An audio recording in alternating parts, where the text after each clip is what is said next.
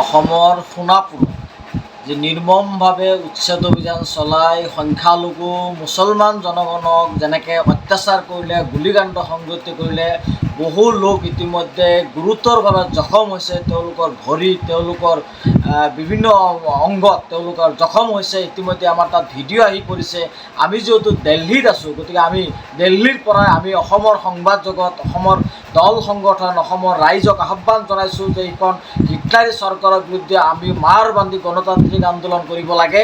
আৰু আজিৰ যি ঘটনা সংঘটিত কৰিলে আমি তীব্ৰভাৱে নিন্দা জনাইছোঁ, অসম চৰকাৰক সকীয়াৰি প্ৰদান কৰিছোঁ। এই ধৰণৰ সংখ্যালঘু জনগণৰ ওপৰত যি নিৰ্মম অত্যাচাৰ আৰম্ভ কৰিছে, এটাৰ পিছত এটাকৈ এয়া বন্ধ হ'ব লাগিব, অন্যথাই অসমৰ জনগণক লৈ আমছে ৰাজপথত নামিব।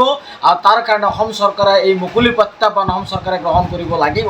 আজি এটা কথা স্পষ্ট, সংখ্যালঘু জনগণক সাংবিধানিকভাৱে যি নিৰাপত্তা প্ৰদান কৰিব লাগিছিল অসম চৰকাৰে, তেওঁলোকক নিৰাপত্তা প্ৰদান কৰা নাই। তেওঁলোকক নিৰাপত্তা প্ৰদান নকৰি আজি ভূমিহীন মানুহসকলক, বানপানী গৰাখহনীয়া কবলত পৰি সৰ্বশ্ৰান্ত হোৱা মানুহসকলক আজি চৰকাৰী ভূমিত থকাৰ সুযোগ লৈ তেওঁলোকক যি নিৰ্মম অত্যাচাৰ আৰম্ভ কৰিছে, যি উচ্ছেদ অভিযান আৰম্ভ কৰিছে, আমি আমছে তীব্ৰভাৱে অসম চৰকাৰক সকীয়াৰি প্ৰদান কৰিছোঁ।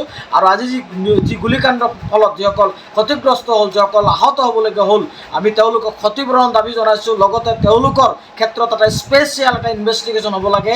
আমি ভাবোঁ যে গুৱাহাটী উচ্চতম ন্যায়ালয়ে এই ক্ষেত্ৰত নিজাববীয়াকৈ গোচৰ ৰুজু কৰি এই ধৰণৰ অমানৱিক কাণ্ডৰ বিৰুদ্ধে চৰকাৰৰ বিৰুদ্ধে কঠোৰ এটা বাস্তৱসন্মত পদক্ষেপ গ্ৰহণ কৰিব লাগে। আমি আমচুৰ পৰা প্ৰথমতে এই ৰিয়েকশ্যনটো আপোনালোকৰ যদি প্ৰদান কৰিলোঁ। অসম চৰকাৰৰ হিটলাৰী শাসন চলোৱা হিমন্ত বিশ্ব শৰ্মাক সকীয়াৰি প্ৰদান কৰিছোঁ। আপোনাৰ এই গুণ্ডাৰাজ বন্ধ কৰিব লাগিব, আপোনাৰ এই অত্যাচাৰ বন্ধ কৰিব লাগিব, নহ'লে সংখ্যালঘু জনগণে হৈ সংখ্যালঘু ছাত্ৰ ইউনিয়নে আপোনাৰ বিৰুদ্ধে গণ আন্দোলন কৰিব। তাৰ কাৰণে সাজু থাকক। মুকলি প্ৰত্যাহ্বান জনালোঁ অসমৰ মাননীয় মুখ্যমন্ত্ৰী ডক্টৰ হিমন্ত বিশ্ব শৰ্মা।